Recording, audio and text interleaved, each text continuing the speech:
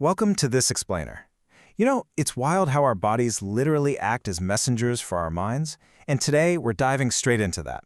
We're going to unpack a specific framework that provides some really deep, actionable insights into how our physical health is intrinsically tied to our emotional reality.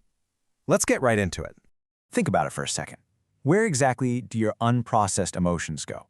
We kind of have this habit of viewing the mind and body as completely separate entities. But biologically and psychologically, they are a single, continuous loop. When you experience chronic anxiety or, say, endure a really difficult conversation, your brain doesn't just process that emotionally. It floods your system with cortisol and adrenaline. Your sympathetic nervous system just kicks into overdrive. And the thing is, unprocessed emotions don't just vanish into thin air. They lodge themselves right into your physical tissues. They become those tight shoulders, that sudden drop in physical energy when you're overwhelmed, or that brutal tension headache at the end of a long week.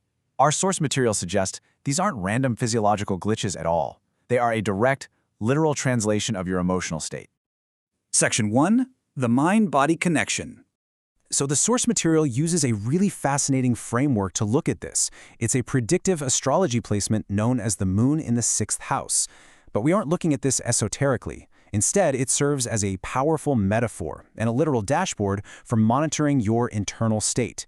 In this framework, the placement closely links your emotional core, which is represented by the moon, with the domain of daily routines and bodily health, the sixth house. It's essentially suggesting that your emotional fluctuations just don't stay hidden. They immediately and directly show up as physical signals. It's a structured way of understanding that your body is constantly broadcasting your subconscious feelings. When your emotional needs aren't being met, your physical vitality is almost always the first thing to take the hit. The absolutely crucial point to understand here is that we're talking about recurring patterns, right? Not just isolated events. This is fundamental. When we analyze how emotions affect the body, we're not talking about a random bad day where you just happen to catch a cold. No, we are looking at tightly connected, repeating cycles of behavior and physiological response. Your daily routines, your chronic stressors, and your baseline physical health are locked in this continuous, self-reinforcing loop. If you want to understand your health under this framework, you really have to look for the patterns over time. It's the daily grind, the compounding effect of those minor, unaddressed emotional paper cuts that eventually leads to a systemic physical breakdown. Moving on to Section 2. Translating emotion into symptoms. There is basically a direct mind-body translation guide happening right beneath the surface. Let's break down the mechanics of this. If you're experiencing prolonged mental overwhelm, the direct output is physical fatigue. Your brain actually consumes an enormous amount of metabolic energy when it's constantly scanning for threats or overthinking, leaving your muscles literally depleted.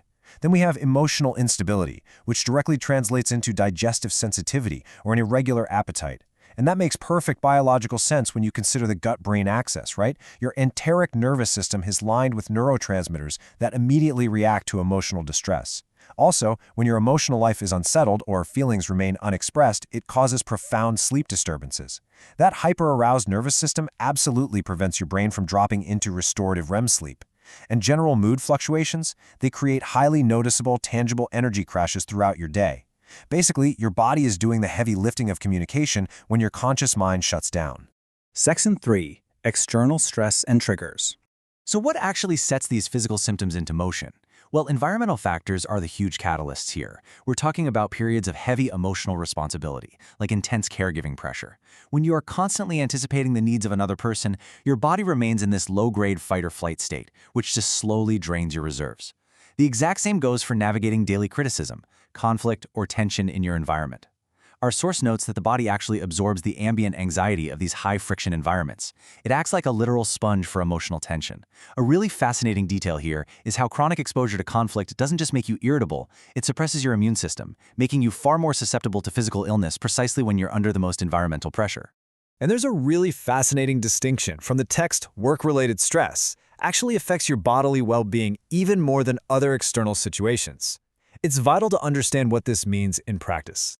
It's not necessarily the physical logistics of your job causing the core physiological damage, the constant emails, the back-to-back meetings, or the brutal commute. It's the specific emotional weight tied to that work.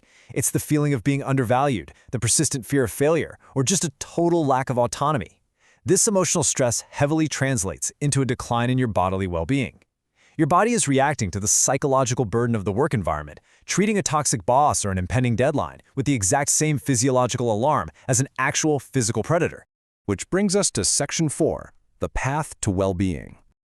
The contrast between emotional suppression and emotional calm is honestly pretty profound, and it highlights the massive stakes of this whole dynamic. If you suppress what you're feeling, just pushing down frustration or sadness to get through the week, it gradually leads to psychosomatic symptoms that absolutely will require your attention down the line.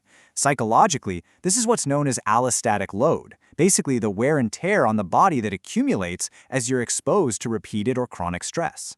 Eventually, your body is going to force you to stop. But on the flip side, periods of emotional calm actively coincide with improved physical health and rapid recovery. Fostering emotional peace is not just some soft self-care goal. It is a literal biological mechanism that downregulates your nervous system, allowing your cells to repair and your body to actually heal.